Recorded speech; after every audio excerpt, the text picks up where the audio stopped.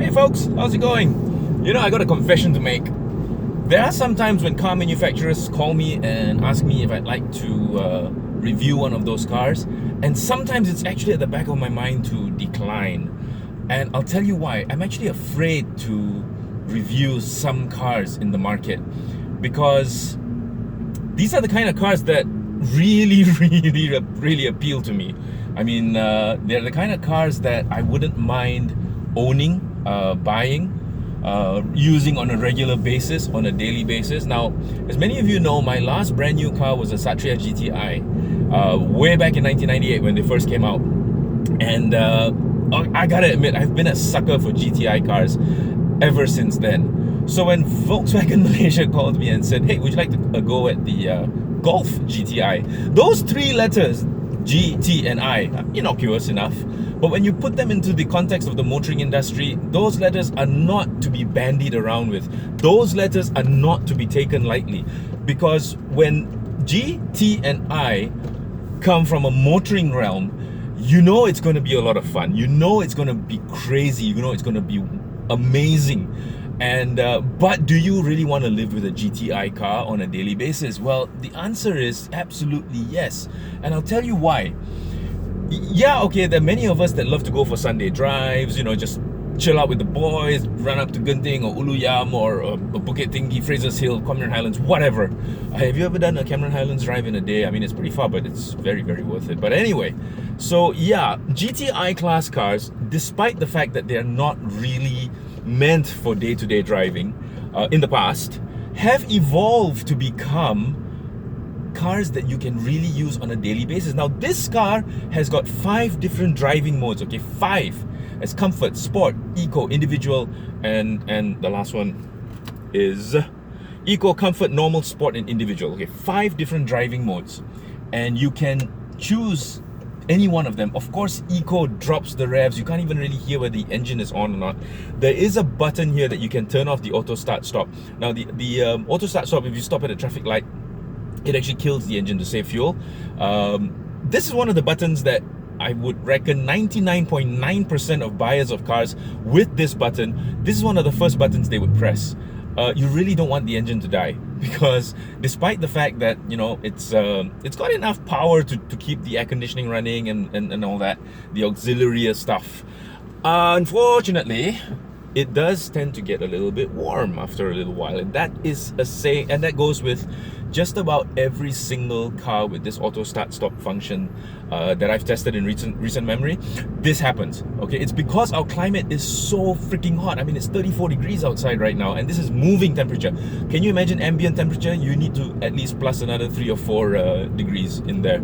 So back to my question now. In 1998, when the GTI bug, or even before that, when the GTI class of car first came out, they were full-on hot hatch, no nonsense, canyon carving, lots of fun kind of cars that you would use on weekends, and just, you know, not really the kind of car that you would use for daily driving. However, this, listen to this. Holy Mary, Mother of God.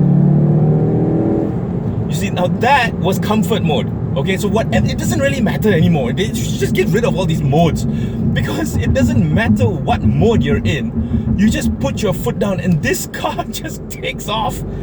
230 PS, 350 Newton meters of torque from this 2-liter turbocharged engine with the DSG gearbox. And yes, if you put it in sport mode, it does pop every time you change gear. So it'll be like pong, and you change gear. Oh my god, that thing is so addictive. It's gonna ruin your fuel consumption, of course. But see, now I'm back to comfort mode and just no problem. Can't hear anything outside. The NVH is typical Volkswagen, beautifully appointed, very good NVH. So well put together that it's amazing. Now, the tactile feel, one of the things I love most about this car is the tactile feel of the signal stalks and stuff like that. It just feels so good. Proton, take a listen to this and take a few notes from it. The way it clicks, I mean, it's a small thing. It's minuscule, hardly worth mentioning, but it just feels so right. It just feels so right. And then the TikTok audio sound for the indicators as well? Sounds good. It feels good.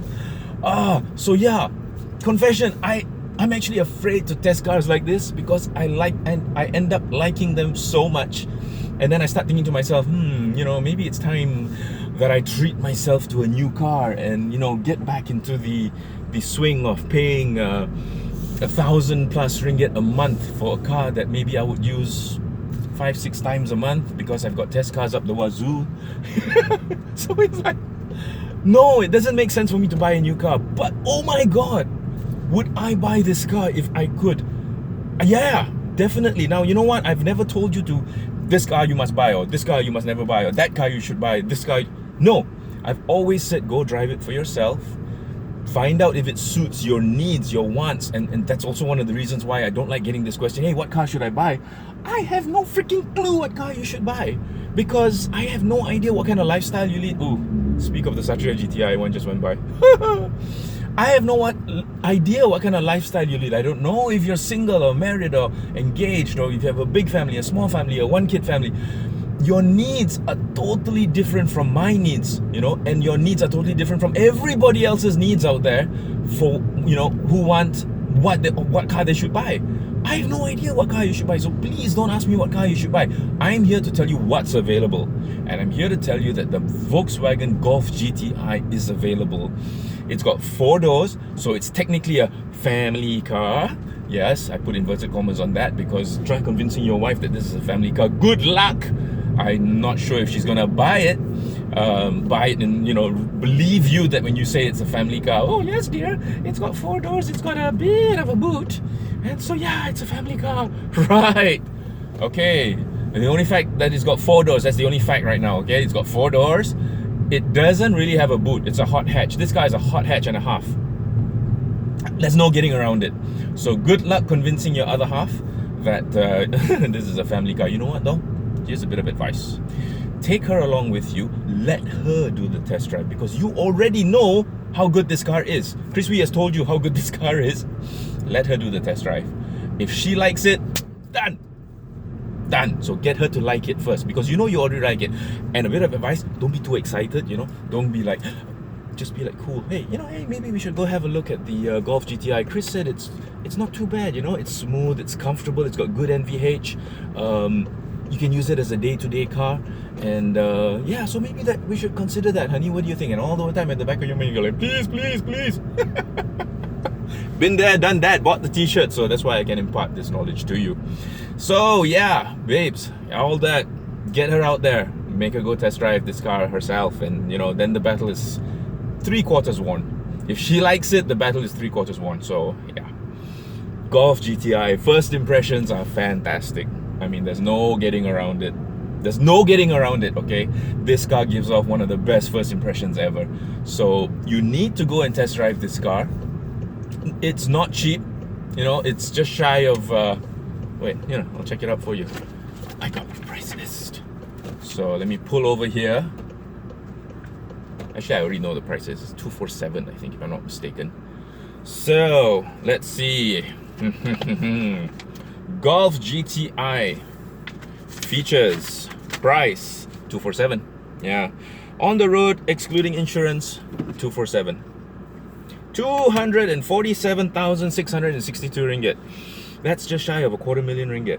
But for that, it's a 4-cylinder petrol, 2 liters, so your road tax is not going to be that bad. 6-speed DSG, 230 PS, 350 Newton meters of torque from 1,500 RPM. Now that is the key right there.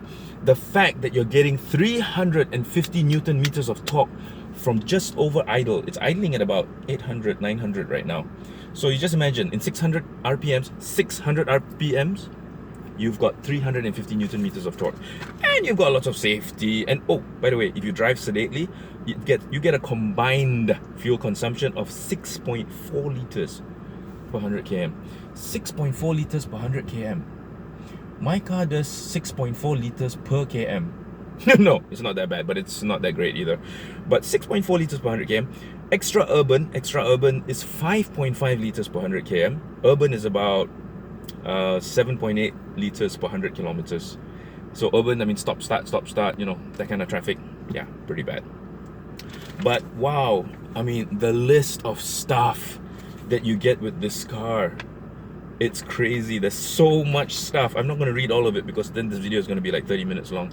But there's so much stuff that you can get with this car. It's got 380 liters of boot space. Oh, okay. So there you go. Honey, we've got 380 liters of boot space back there. That's quite a lot. Yeah, this is all to help you, you know, convince the other half, because you're gonna want this car. You guys, if you drive this car, you're gonna want this car. So if you have really no intention of buying one, if really you know your wife is gonna be like, hell no, then, you know, don't go and test drive it, because it's just gonna be torture, lots of torture. You're not gonna be able to sleep at night. So I don't know if you can see all this, but there's so much kit in this car. Oh my goodness, it's crazy. And I just picked it up and I'm in love with it already. And then of course there's the R. Okay, the quickest way to tell between the GTI and the R, okay, there's both of them here, right? Okay, the eagle-eyed among you would see that the R has got brushed aluminum wing mirrors. The more eagle-eyed would see that the GTI has got red inserts in its headlights and a red stripe that goes across its grille. That's the fastest way actually, because both cars look quite the same. You know, of course the R's got the R in the grille and the GTI's got the GTI in the grille. But from the outside, just in passing, it's very difficult to tell the two apart.